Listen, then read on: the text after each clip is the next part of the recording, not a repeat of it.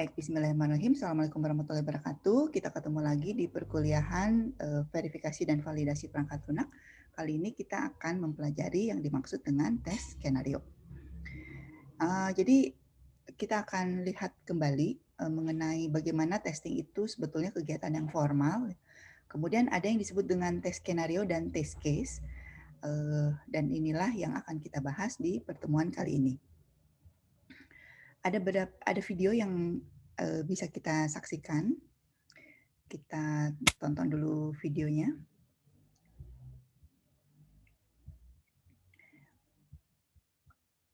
Untuk yang sudah menyalakan videonya, saya persilakan menyalakan, sudah menonton YouTube-nya ya, kita tonton lagi sekali lagi.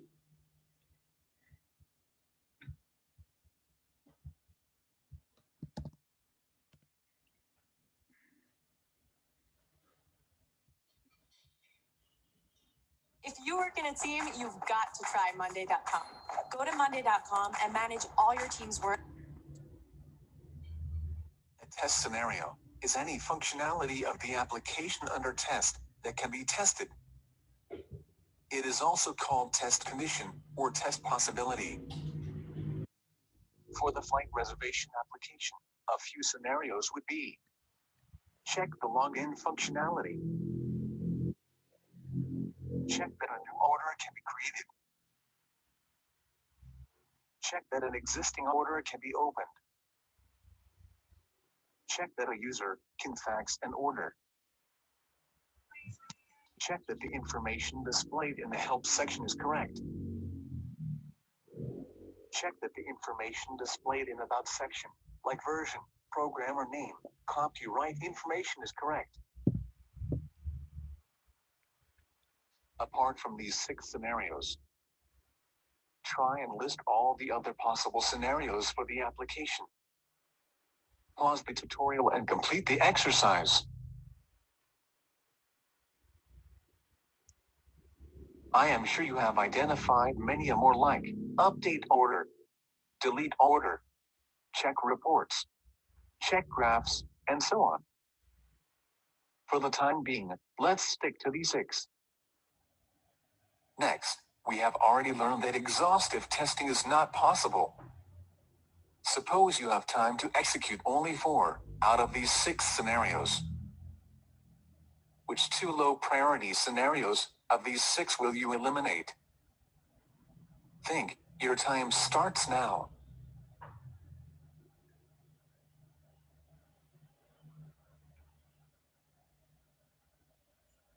I am sure most of you would have guessed scenarios 5 and 6, since they are not the core functionality of the application.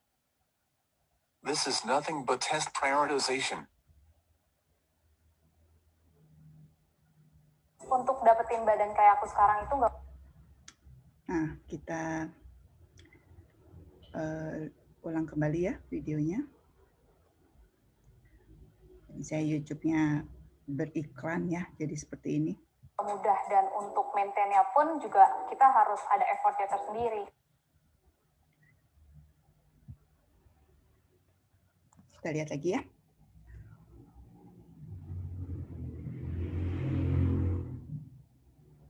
A test scenario is any functionality of the application under test that can be tested. Nah, jadi gini, ada istilah tes skenario, itu sebetulnya functionality dari aplikasi yang akan dites ya. That can be tested. Nah, jadi itu skenario itu kan sebetulnya kata yang ketika kita belajar use case juga kita belajar tentang skenario ya. Kemudian ketika di multimedia juga ada istilahnya skenario gitu ya. Jadi memang istilah di mana-mana. Nah, untuk tes skenario ini adalah sebetulnya menunjukkan fungsionality dari aplikasi yang bisa dites. Ada yang menyebutnya test condition atau test possibility. Kemudian kalau kita melihat tes skenario, check the login functionality. Nah, jadi kalau membayangkan tes skenario itu sebetulnya setara dengan functionality ya. Kalau kita berpikir functionality, maka kita ingat kembali dengan use case. Jadi satu skenario itu setara dengan satu use case, ya, satu fungsional. Di sini kalau ketika login atau verifikasi pengguna ini sudah menjadi sebuah fitur, menjadi sebuah fungsional, nah ini berarti bisa dites. Maka ini yang disebut dengan functionality ya. Check that a new order can be created. Nah, jadi di sini juga karena ini aplikasinya tentang reservasi, ketika ada new order atau pemesanan baru, ini juga sebuah functionality.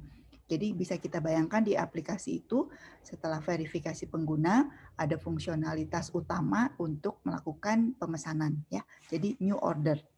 Nah, di sini kalau dilihat aplikasi contohnya ya, ini order tiket, makanya di sini ada fly from, fly to, lalu ada date of flight ya, dan lain sebagainya. Nah, ini aplikasi yang desktop ya, jadul sekali tampilannya seperti ini ya. Jadi tapi aplikasi apapun kalau kita melihat itu sebagai fungsional dan memang ada use case ya, ada use case-nya, itulah yang disebut itulah yang akan kita tetapkan sebagai skenario. Check that an existing order can be opened. Nah, jadi ini juga untuk mengecek order yang bisa di-open. Jadi order yang sudah masuk ya, bisa kita cari nomor berapa. Nanti akan muncul customer name-nya di search ya, customer name dan flight date-nya muncul juga. Nah, ini salah satu fungsional yang diberi nama open order. Nah, ini juga akan kita tes. Check that a user can fax an order. Nah, ini ceritanya ya, fungsional untuk meng-fax order tersebut. Nah, ini karena ini jadul ya, contohnya aplikasi jadul, tapi biar kalian tahu juga gitu, bahwa di zaman dulu itu kalau ada order ini kita bisa lakukan konfirmasi ya bahwa ada pemesanan dan dikirimnya melalui fax ya. Jadi fax itu nanti keluarnya itu di penerima itu bisa dicetak menjadi seperti ya pemesanan dalam bentuk kertas gitu ya. Sekarang udah nggak zaman ya, sekarang sih pasti kirimnya via email, via WhatsApp gitu ya. Jadi konfirmasi itu umumnya ya mengikuti teknologi. Sekarang sudah banyak konfirmasi itu sudah bisa melalui messenger ya. Populernya sih WhatsApp. Nah, kalau dulu masih fax, tapi prinsipnya secara fungsional sama aja sih. Jadi si order itu ketika kita melakukan pemesanan, ada konfirmasi ke pemesan. Kalau dulu pakai fax, kalau sekarang ya harusnya pakai email minimal ya. Nah ini karena ini sebuah fungsional, maka ini juga akan menjadi tes skenario. Check that the information displayed in the help section is correct. Nah, jadi seharusnya semua aplikasi itu memang ada section help-nya. Jadi di situ ada tata cara bagaimana melakukan atau mengoperasikan si aplikasi. Jadi kalau kita membangun aplikasi, tapi kita nggak ngasih penjelasan ya bagaimana menggunakannya, ya biasanya itu secara usability tidak cukup baik ya, karena tidak membantu user dalam mengoperasikannya gitu ya. Nah, dibiasakan saja ke depan, meskipun help ini tidak pernah kita sajikan sebagai use case ya, karena tidak ada fungsional yang yang spesifik ya, karena help itu kan biasanya teks gitu, teks lalu ada hyperlink yang bisa diklik untuk menuju ke teks yang lain. Ya tidak susah-susah amat, tapi memang secara konten cukup spesifik tergantung dari si aplikasinya. Nah, ini section help juga bisa kita pandang sebagai functionality, sehingga kita akan siapkan juga untuk dilakukan pengetesan. Check that the information displayed in about section, like version, program, or name, copyright information is correct. Nah, kita lihat ya, jadi si aplikasi ini namanya Flight Reservation System, ini Mercury Tours yang membuat tahun 2002 ceritanya ya, jadi versi 4.0. Nah, jadi section about ini juga penting ya, kalau di semua aplikasi jangan lupa menyertakan about, karena kita berpikir bahwa aplikasi yang dibangun itu kan seharusnya hidupnya panjang, jadi harus jelas sekarang lagi di versi berapa, pertama kali dibangun tuh berapa, sekarang last update tahun berapa ya, rilis tahun berapa. Nah, ini penting sekali, jangan sampai ketika apalagi yang membutuhkan spesifik ini ya, spesifik environment gitu. Jadi ini ditujukan untuk Android versi sekian, ini untuk ditujukan untuk sistem operasi yang seperti apa atau browser yang seperti apa. Jadi semuanya dicantumkan di about. Nah, di about ini juga sebetulnya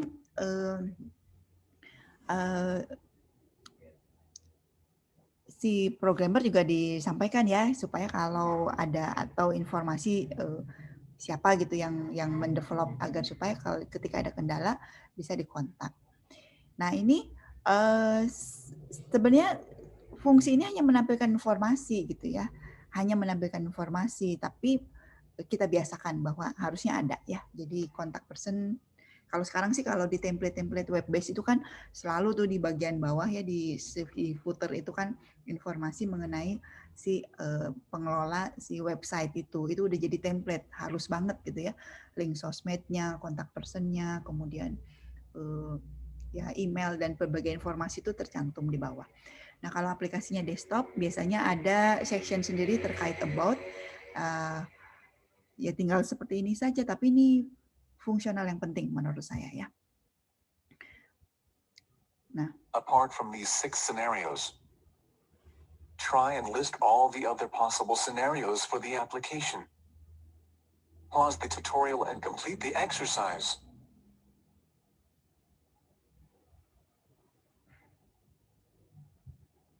Nah, ini kalau kita sudah list semua fungsional aplikasi yang akan kita tes, kita lihat bahwa barangkali fiturnya banyak sekali, barangkali fungsionalnya banyak sekali, sehingga kita bisa melakukan prioritasasi ya terhadap fungsional itu, karena kita mengingat lagi prinsip testing yang 7 ya, salah satu prinsipnya adalah exhaustive testing is not possible. Jadi kalau kita disuguhkan dengan aplikasi yang harus kita tes dan aplikasinya ternyata fungsionalnya banyak sekali, maka kita bisa melakukan skala prioritas dan bahkan negosiasi mana fungsionalitas yang tidak akan dilakukan testing di sekarang gitu. Nah, ini tentu saja ini harus diskusi dan kesepakatan dengan user ya, bahwa dari sekian banyak fungsionalitas mana yang akan kita eliminasi sebagai prioritas. Idealnya semua dites ya, tetapi kalau kita ada keterbatasan waktu dan resource ya, terutama budgetnya sangat terbatas misalnya, kita bisa menerapkan prinsip prioritasasi ini berdasarkan ya tadi exhaustive testing itu tidak mungkin dilakukan. Nah, ini maka kita lihat ya, ditetapkan ada 4 saja yang kita sepakati. Nah, kita juga akan melakukan hal yang sama untuk simulasi ya, bahwa setiap kelompok akan mengumpulkan aplikasi yang akan ditesnya. Nanti kita bersepakat sebetulnya mana yang diprioritaskan dan mana yang kita tidak perlu sekarang gitu ya. Nah, tentu saja ketika semua aplikasi biasanya ada verifikasi pengguna ya, ada login. Nah, itu saya akan minta itu justru tidak diprioritaskan ya, karena login itu semua aplikasi umumnya seperti itu. Jadi kita lebih fokus kepada fungsionalitas lain yang lebih spesifik ya, seperti pemesanan atau pembayaran atau apapun ya, tergantung dari aplikasi yang akan dikaji. Nah, itu yang disebut dengan tes skenario ya. Jadi tidak confuse dengan skenario yang ada istilahnya itu di pembelajaran yang lainnya ya. Nah, jadi ini penjelasan mengenai apa itu skenario ya. Ada istilah lain, kalau di istilah di literatur lain mungkin disebut test condition atau test possibility. Nah, jadi sebetulnya sama ya yang dimaksud skenario. Nah, jadi tujuannya kenapa kita menetapkan tes skenario itu sebetulnya untuk mempermudah ya ketika kita berhadapan dengan sistem yang kompleks ya. Jadi kita list dulu kira-kira ada fitur apa aja dan kita lakukan pemeringkatan sehingga memang kita bersepakat mana yang akan di tes di awal gitu ya, yang mana yang lebih urgent. Nah, jadi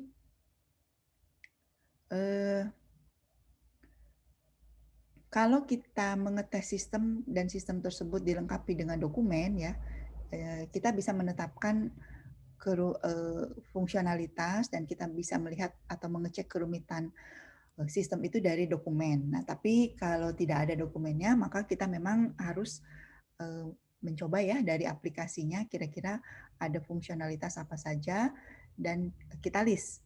Jadi kita list aja gitu ya. Nah, jadi kita list dulu dan kita sepakati bersama. Kalau misalnya kita tidak punya waktu yang cukup dan kita mengikuti metodologi yang agile ya, itu biasanya memang skenario uji itu tidak ada ya. Jadi nanti langsung yang disebut dengan test case. Kemudian ada persoalan juga untuk skenario uji ini tidak dapat dibuat untuk perbaikan bugs baru atau pengujian regresi ya. Jadi sebetulnya skenario uji ini sebagai guidance ya untuk menetapkan test case, tes kasus uji sebetulnya. Jadi yang lebih akan dieksekusi itu kasus uji. Jadi kalau skenario uji itu lebih banyak untuk mencocokkan atau merefer kembali ke fungsionalitas dari aplikasi, jangan sampai ada yang terlewatkan. Nah, jadi kalau aplikasi kita sudah dibangun dan sudah rilis ya, sudah digunakan oleh user dan kita akan melakukan maintenance, maka nanti kita akan melakukan pengujian yang disebut pengujian regresi ya, di mana pengujian regresi itu ada fitur baru ya atau ada perbaikan. Sementara aplikasinya harus tetap berjalan sehingga memang pengujiannya difokuskan ke hal-hal yang diperbaiki atau yang baru tersebut. Nah, ini jadi skenario uji menjadi tidak bisa digunakan karena skenario uji itu kan ke fungsionalitas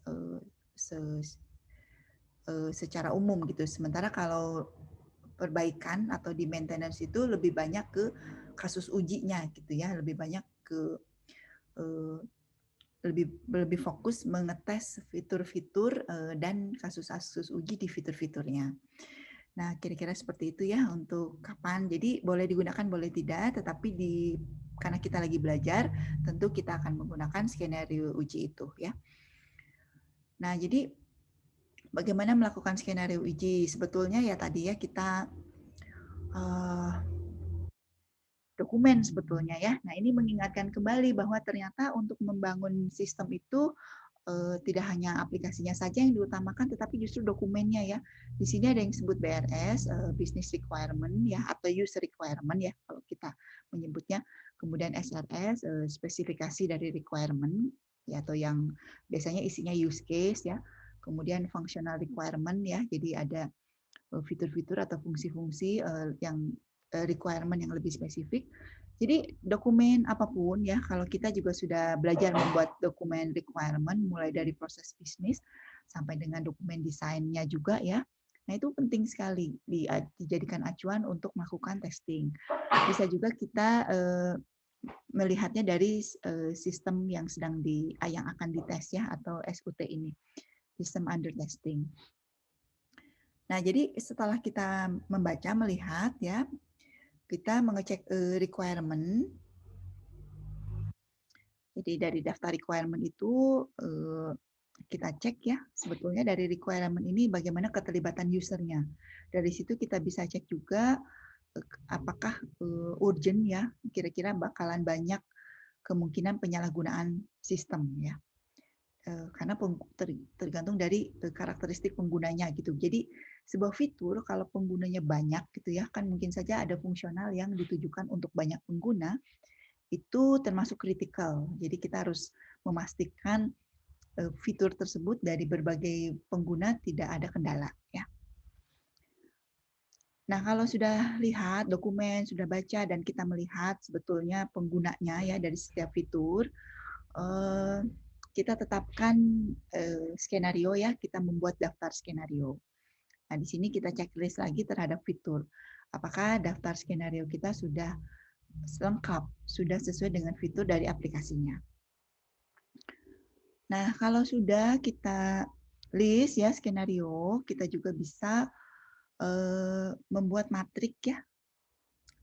Jadi listnya tuh dibentuk dalam matrik antara skenario dengan requirement. Nah, jadi kita supaya mudah checklistnya gitu ya. Jadi sebagai baris itu skenarionya, sebagai kolom itu requirement-nya, dan kita checklist apakah sudah ada atau belum. Jadi bisa saja requirement-nya ada 100 gitu ya, dan kita susun skenario-nya 50 gitu ya. Mungkin saja satu skenario untuk mencakup beberapa fitur atau requirement sekaligus, sehingga memang kita yang penting semua requirement itu sudah ada skenario untuk ujinya. Nah, setelah itu direview ya, jadi dipastikan kepada tim ya bahwa ini loh skenario yang akan kita siapkan, yang kita akan lakukan pengujian terhadap aplikasi. Ya, jadi langkahnya seperti ini. Jadi tidak ada cara lain kecuali dengan membaca dokumen dan mempelajari si aplikasi. Tetapi nomor 2 ini bisa kita jadikan guidance juga, bahwa kita pilih mana yang kritikal itu bisa kita pandang juga dari pengguna gitu ya. Ada dan kemungkinan penyalahgunaan oleh dari pengguna ya. Jadi kita harus membayangkan dari pola pikir seorang peretas, kita cek ini bisa diapain nih gitu ya. Nah, itulah yang kita fokuskan, yang harus kita uji, jangan sampai ada peluang untuk disalahgunakan. Ya, jadi satu skenario, satu requirement ya, atau user skenario ya. Tergantung dari metodologi. Kita kan kemarin belajarnya menggunakan use case ya, jadi bisa kita checklist juga skenario kita apakah semuanya use case-nya sudah tercapai. Ya kalau use case kita hanya ada 5 ya, skenario-nya juga mungkin 5 juga ya, tapi skenario bisa juga 3 gitu. Satu skenario untuk mencakup beberapa use case. Tetapi paling gampang satu skenario itu satu use case. Namun kalau banyak banget use case-nya, requirement-nya banyak banget ya, memang bisa kita ringkas ya satu skenario beberapa fungsional ya. Nah, jadi seperti itu ya cara membuat skenario yang tadi dicontohkan. Kita lihat ada 6 fitur, ada 6 fungsionalitas, berarti kita punya 6 skenario. Nah, ini yang tadi ya, kemudian kita checklist agar supaya diprioritaskan. Kalau fiturnya kira-kira bukan fitur inti, bisa kita coret ya. Nah, kira-kira seperti itu untuk skenario. Saya akan lanjutkan dulu dengan kalau skenario, lanjutannya adalah tentang tes case ya. Nah, yang lebih utama memang sebetulnya test case. Mari kita lihat seperti apa test case itu.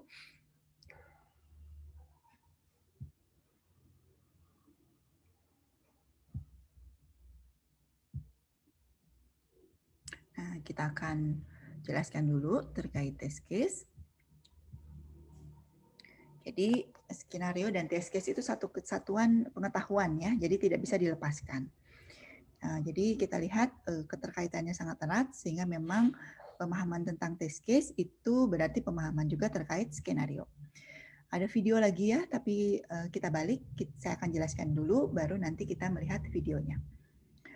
Nah, jadi test case itu sebetulnya kalau kita bisa sebut sebagai breakdown dari skenario bisa aja ya. Kita sudah punya tadi 4 skenario.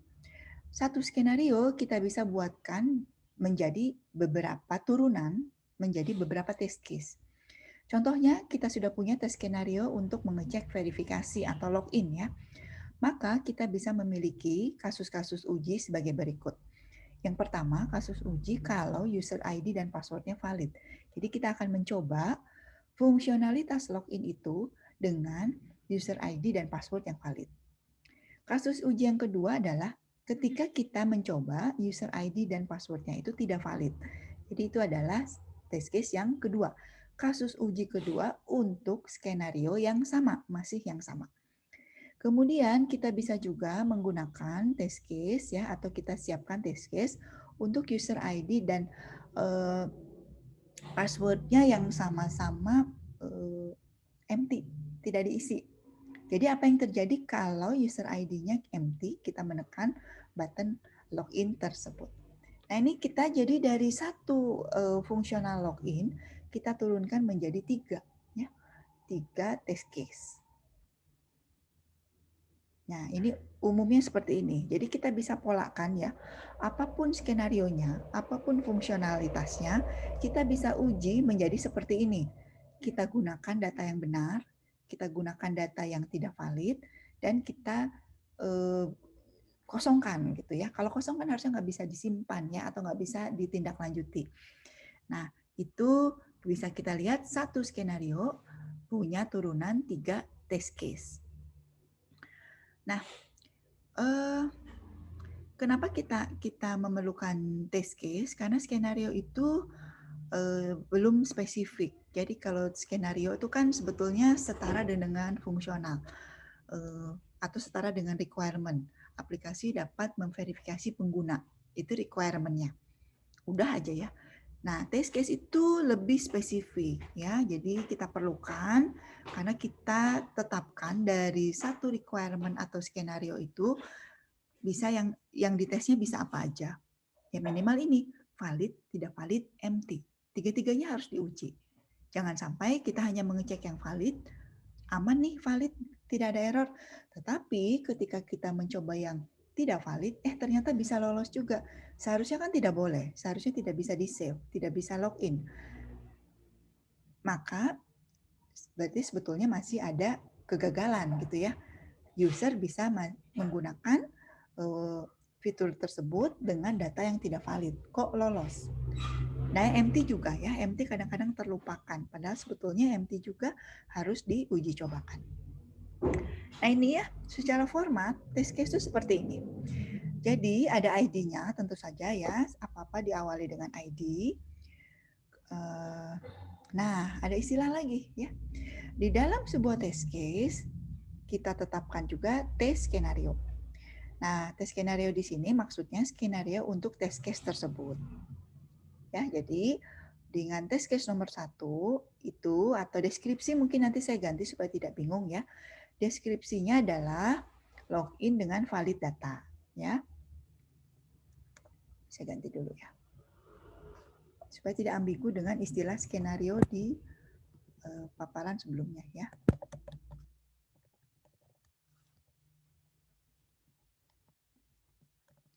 Nah, kemudian setiap test case itu dilengkapi dengan step-nya. Apa yang harus dilakukan ketika kita melakukan ingin mengetes login dengan valid data ini, gitu ya. Kalau step-nya ya seperti ini kan, ke situsnya, kemudian masukkan, kemudian enter, kemudian klik gitu ya. Kira-kira seperti ini step-nya. Kalau kita perhatikan, step ini mirip sekali dengan aksi reaksi ya. Aksi reaksi pengguna pada use case. Kalau masih ingat ya, jadi test step ini bisa kita ambil dari use case, dari dokumen use case mengenai aksi reaksi antara aktor dengan pengguna. Lalu yang susah ini atau yang kita harus jeli ini menyiapkan tes data. Bagaimana ini data yang valid. Jadi ceritanya kalau untuk data yang valid kita siapkan datanya, tapi kita juga harus menyiapkan data yang tidak validnya ya. Kemudian kita siapkan expected result. Harusnya bagaimana sih kalau kita melakukan login dengan cara seperti ini, dengan data seperti ini, harusnya seperti apa yang terjadi yang kita expect? Harusnya login berhasil ya. Nah, yang actual dengan kesimpulan pass atau fail ini dilakukan atau diisi ketika kita melakukan testingnya. Sementara kalau di sini ini kita melakukan perencanaannya ya. Jadi yang kolom 1 2 3 4 5 ini bagian dari perencanaan dan kolom 6 dan 7 bagian dari pelaksanaannya ya. Jadi kita bagi dua. perencanaannya dulu, baru pelaksanaan. Nah, kemudian kita siapkan lagi test case yang kedua. Ini untuk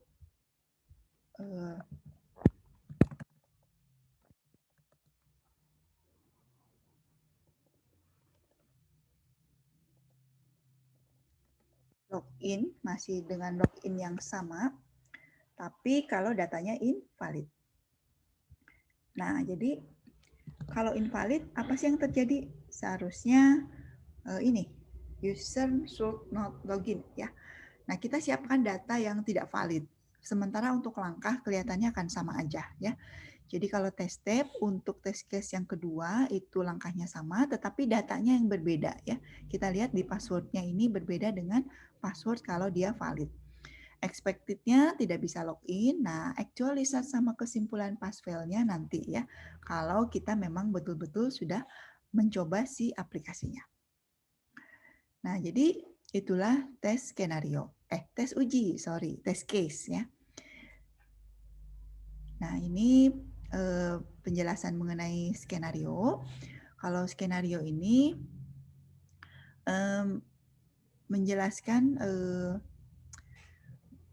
bagaimana, apa ya, requirement-nya apa, kemudian bagaimananya juga gitu ya. Jadi bagaimana itu termasuk tadi ada test step, kemudian data yang melengkapi dari test step tersebut. Ya, jadi kita lihat bagaimana langkah-langkah yang disarankan oleh penguji supaya mengetes apakah si aplikasi tersebut sesuai dengan requirement atau tidak ya. Nah, ini ada beberapa guidance ya untuk memudahkan penyusunan test case. Gunakan bahasa kasus yang aktif, ya artinya memang spesifik ya terhadap requirement ya. Jadi kalau misalnya memverifikasi login, ya kata kuncinya login gitu ya, memverifikasi order atau mengecek order baru gitu. Ya kata kuncinya juga seperti itu. Jadi test case-nya itu kita gunakan sesuai dengan si fungsionalitas atau requirement-nya ya. Jadi jangan test case 1, test case 2 karena nggak representatif, tidak itu ID-nya ya, itu sebagai ID. Tetapi kalau deskripsinya harus menjelaskan sebetulnya ini mengetes apa sih gitu. Kemudian untuk step-nya ya, kita lihat jangan sampai step-nya itu terlalu panjang. Ada guidance-nya. Kalau kita menyusun test step-nya terlalu pendek, aneh. Mungkin ya memang fungsionalnya simple dengan aksi reaksi yang pendek sudah bisa kita cek. Kita juga bisa mengetes ya atau melakukan pengetesan test case ini dengan berbagai langkah muter-muter gitu ya untuk memastikan tidak ada yang terkendala atau tidak ada peluang untuk penyalahgunaan. Tetapi ya jangan sampai lebih dari 15 step juga karena memang akhirnya tidak efektif. Nah, nanti ya sebetulnya kita harus lengkapi penjelasan ya. Ini sebetulnya untuk menguji apa, inputnya apa, tujuannya apa, nanti hasil yang diharapkannya seperti apa. Nah, jadi kita memang di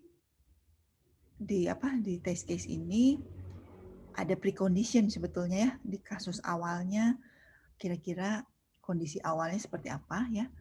Nanti dari kondisi awal itu inputnya apa ya, data yang diinputnya apa, langkah-langkahnya apa, dan kemudian nanti hasilnya seperti apa ya, yang diharapkannya seperti apa.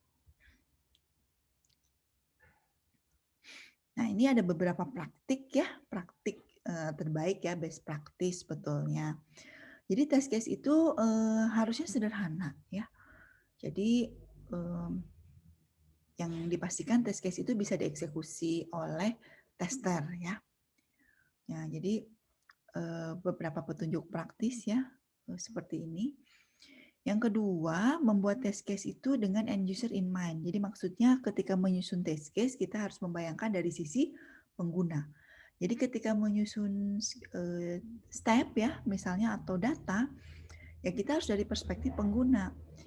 Ya kalau dari sisi developer kita pasti memikirkan langkah-langkah yang umumnya gitu ya, yang sesuai dengan aksi reaksi di skenario yang sudah kita tetapkan di use case. Seorang tester dia harus memperkaya ya sebetulnya dari aksi reaksi tersebut, tabs tersebut agar bisa mencari peluang penyalahgunaan ya. Jadi dari pengguna yang tujuannya yang meretas gitu ya, mencari peluang penyalahgunaan. Ya kira-kira seperti itu ya, mudah-mudahan terbayang. Karena memang kalau kita develop dan kita juga sebagai pengguna, sebagai tester, ya kita akan melakukan testing itu sesuai dengan yang kita develop gitu ya. Ya seperti jeruk makan jeruk tadi ya. Jadi kita akan melihat, oh aplikasi saya baik-baik aja, lolos uji. Tapi begitu kita berikan ke pihak lain ya yang bukan pendevelop, biasanya tetap ditemukan celah-celahnya. Maka siapapun ya ketika testing ini direncanakan, mau dari developer karena kekurangan resource misalnya ya, atau memang kita ada tester yang tergabung dalam satu tim, itu harus dipastikan punya perspektif lain ya, punya cara lain. Kemudian petunjuk lainnya adalah test case-nya itu nggak usah diulang ya. Jadi kalau kita sudah pernah ada untuk fungsional 1, ada test case untuk searching misalnya ya. Lalu di fungsional 2 juga ada searching. Ya jangan sampai searching yang sama kita uji lagi, tidak perlu ya, tidak harus seperti itu. Kita harus efektif juga. Lalu kita tidak boleh asumsi. Fitur-fitur itu tidak boleh asumsi, semuanya harus spesifik. Sehingga memang dokumen itu menjadi kunci ya. Nah, ini untuk meyakinkan kembali kemarin kita kuliah di PSBO ya, atau di kuliah yang memang ada modeling dan membuat dokumen, itu mungkin nggak kerasa pentingnya gitu ya. Tetapi penting sekali di tahapan berikutnya, minimal di testing ini dan nanti sebetulnya di maintenance. Kalau sudah ada pemeliharaan, dokumen itu menjadi penting sekali. Nah ini ya jadi 100%, kemudian kalau kita ada tes baru ya kita langsung masukkan ya. Jadi test case itu barangkali di awal satu fitur atau satu fungsional kita lihat cuma bikin 3 test case. Tetapi karena kejelian seorang tester, kita tambahkan lagi test case-nya harus langsung teridentifikasi dan langsung dimasukkan ke dalam dokumen pengujian ya. Jadi satu skenario itu tidak harus 3. 3 itu minimal, karena yang terbayang valid, invalid, empty itu yang minimal. Tapi bisa saja kita punya beberapa test case lainnya. Nah, ada beberapa guidance ya atau petunjuk.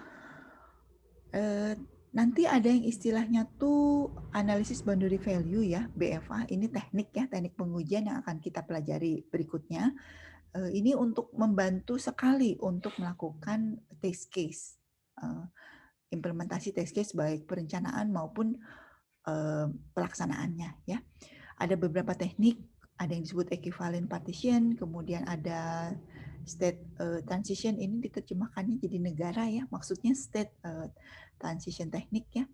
Kemudian error guessing teknik, jadi ada beberapa teknik untuk membantu menyusun test case. Nah, untuk di awal, barangkali teknik ini informasi awal gitu ya, sebatas pengetahuan. Yang disebut analisis boundary value ini teknik untuk mendefinisi nilai batas ya untuk rentang nilai tertentu. Kalau ekuivalen itu membagi rentang menjadi kelompok yang memiliki cenderung perilaku sama.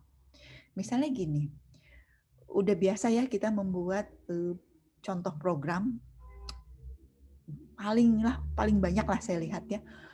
Batas lulus, lulus tidak lulus, nilai 55 lulus, tidak lulus itu di bawah 55. Atau indeks, nilai 80 baru dapat A, di bawah 80 itu B. Tapi kalau dia di bawah 70 dia C dan seterusnya, indeks. Nah, kita harus mengetes data ya di batas-batas nilai tersebut. Tentu saja ya. Jadi kalau kita punya fitur untuk menetapkan cum laude atau tidak misalnya ya. Cum laude itu kalau IPK-nya 3,5. Maka kita harus ngetes di pas IP 3,5 itu. Benar nggak dia cum laude? Oh ternyata enggak gitu ya. Sebetulnya cum laude itu tidak hanya IP 3,5. Dengan lama studinya juga harus tepat waktu 4 tahun. Maksimal 5 tahun. Batas itu harus dicek. Pas 3,5 tahun, pas 3,5 IPK-nya dan pas 4 tahun. Harus dicek. lolos tidak. Nah, itu yang disebut dengan BFA. Maka di test case ini untuk data ya, data tes, kita harus tetapkan tes data yang nilainya di batas tersebut. Kalau indeks ya, misalnya batas A 85, kita harus ngetes di angka 85. Batas indeks B-nya 70, kita harus ngetes di angka 70, dan seterusnya. Kemudian kalau kita lihat ya, banyak banget nih yang harus dites, maka kita harus juga mengetes dengan random data di rentang. Misalnya tadi ya, di atas 85 itu A. Maka kita ngetes di batasnya 85, dan kita juga harusnya ngetes kalau dia nilainya 95. Benar nggak dapat A? Sama ya, misalnya kita B itu antara 70 dan 85. Kita tes 70 dan 85-nya, kita juga harus memastikan nilai 70,5 udah B belum gitu ya. Atau 84,9 itu B apa jadi A gitu ya. Itu harus dites. Itu namanya equivalent partitioning. Jadi ngetes random nilai di kelompok ya, kelompok tesnya. Nah, ini kira-kira seperti itu. Jadi, ketika menetapkan data ya, kalau kita nggak tahu teknik, maka datanya kita asal akhirnya ya random aja sekedarnya. Tetapi kalau kita tahu teknik, berbagai teknik, maka kita lihat untuk tes data kita bisa tetapkan nilai-nilai yang di batas dan nilai-nilai yang di rentang. Itu sangat penting. Jadi, satu kasus uji bisa jadi test case itu punya beberapa tes data, ya, baik yang valid maupun yang invalid. Nah, ini maksudnya kalau sudah diuji ya, kalau sudah di test case ya, kalau sudah uji jangan lupa environment-nya dikembalikan ya. Misalnya datanya dikosongkan lagi gitu ya. Kalau untuk menguji kita perlu data, maka datanya perlu dikosongkan, database-nya dibersihkan ya. Kalau misalnya kita ujinya di sebuah lingkungan environment tertentu ya, misalnya kita upload di hosting dulu, atau kalau game itu ya kita deploy, kita jalankan di entah simulator, entah langsung di HP-nya. Kalau selesai test case itu jangan lupa dibersihkan. Jangan sampai ketika production kita rilis tersisa data hasil uji itu. Jangan gitu ya. Kita rilis game, udah ada user sama skornya. Nah, nggak begitu, kita bersihkan. Nah, itu yang maksud dengan membersihkan diri ya. Itu guidance terkait test case. Nah, test case itu bisa diulang atau berdiri sendiri ya. Jadi tester itu bisa mengulang test case yang ternyata masih terus aja ada fail ya, disebutnya tuh fail. Jadi tidak harus menguji dari awal, tapi fokus kepada test case yang fail-nya saja, dan tentu saja nanti harus direview. Review itu dua ya, bisa review peer dengan partner ya, baik partner tester atau partner dalam tim, dan sebetulnya nanti kita sajikan ke user ya, kepada pihak yang memiliki aplikasi ini atau kepada user secara umum. Nah, ini ya, jadi petunjuk terbaik untuk membuat test case. Kemudian sebetulnya ada ya untuk membuat tools-tools untuk membantu menyusun test case itu, tetapi kita mungkin tidak sampai menyusun tools. Nah, ini silakan saya sisakan untuk kajian tugas akhir ataupun KP ya, ketika kita ingin menggunakan tools untuk membantu atau memanage untuk test case. Nah, ini kita skip aja ya. Jadi sebetulnya sih petunjuk di atau mengelola test case itu sebetulnya kuncinya di pendokumentasian ya. Jadi di test case ini kita menyusun sesuai template tadi ya, dan kemudian kita jalankan dan kita catat hasilnya. Maka kebayang kalau kita menjalankan sebuah test case itu berulang-ulang dengan data yang sama, hasilnya tuh harusnya dicatat juga berulang-ulang gitu ya. Sehingga kita memiliki historis kapan si test case ini atau fitur ini lolos test case ya. Lolos dari pengujian. Jadi disitulah beratnya seorang tester ya. Jadi kita menyiapkan rancangan ya, menyiapkan template untuk kasus uji. Ketika mempraktekannya, kita tidak bisa sekali gitu ya. kita ulang-ulang dan kita dokumentasikan, capture gitu ya. Idealnya tuh seperti itu. Jadi terbayang tugas seorang tester itu seperti yang mudah tetapi tidak ya, karena dia harus mendokumentasikan seluruhnya untuk memastikan seluruh fitur lolos dari test case pengujiannya ya. Jadi nanti kita akan melihat ketika ada yang tidak lolos, maka kita sampaikan ya. Jadi dokumen ini disampaikan kapan sih ada bugs-nya atau ada ketidaksesuaian. Maka kita harus menunjukkan dengan data yang manakah si fitur ini tidak jalan atau fail ya. Jadi kadang-kadang tester tuh hanya melaporkan ada fail fitur A gitu ya. Tapi dia nggak ngasih tahu dengan step yang seperti apa fail, dengan step yang dengan data yang seperti apa dia fail. Nah, makanya dokumen itu menjadi sangat penting. Kalau langkahnya atau stepnya baik-baik saja, ya mungkin berhasil. Tetapi ketika tester itu memutar-mutar langkahnya ya, misalnya dia tekan button dulu gitu ya, buttonnya ditekan dulu gitu ya, baru ngisi data gitu. Harusnya kan nggak boleh button itu ditekan kalau datanya belum ada. Ternyata bisa. Itu sebetulnya fail kan. Padahal kalau di petunjuk isi dulu, baru tekan button. Kita puter, tekan button dulu gitu ya. Harusnya fail. Harusnya expected-nya itu tidak boleh. Ternyata bisa. Nah, sebetulnya itu fail. Kebayang ya? Nah, tester tuh begitu pekerjaannya. Kebayang ya? Jadi kita cari stepnya diputar-putar, datanya kita macam-macamin, setiap hasil kita capture, kita tunjukkan, sampai menemukan fail. Menemukan fail dan menunjukkan failnya tuh kapan dan gimana caramu menemukan fail itu dengan data yang seperti apa. Kebayang test case? Nah, jadi itulah tester ya. Jadi jiwanya tuh harus sabar ya, mau mengulang-ulang dan mau mendokumentasikan sehingga developer ketika dibilang ada fail loh. Dia tahu, oh pas gini berarti algoritma saya ada ngaco nih. Pas data ini, oh berarti algoritma saya salah nih. Karena ketika datanya seperti ini kok jadi ngaco gitu. Nah, itulah ya tester test case itu perannya menjadi sangat luar biasa. Nah, untuk latihan ya minimal kita tahu ya yang sebagai tester newbie gitu ya, newbie tester ya oke lah. Kasus ujinya biasa-biasa ya, saya kutip biasa-biasa. Jadi sesuaikan dengan template yang tadi ya. Jadi ada test step, test data.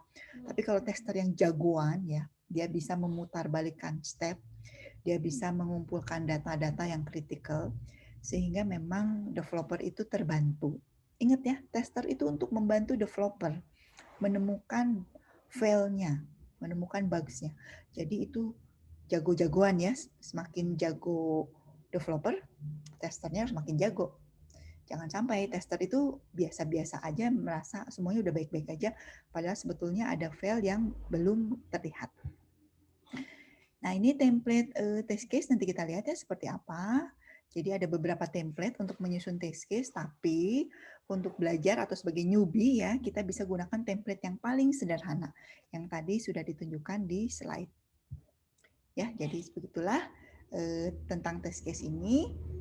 Untuk pemaparan cukup dulu, nanti kita melihat lebih detail, kita lihat dulu videonya dan kita lihat dulu test case template ya, test case template itu seperti apa.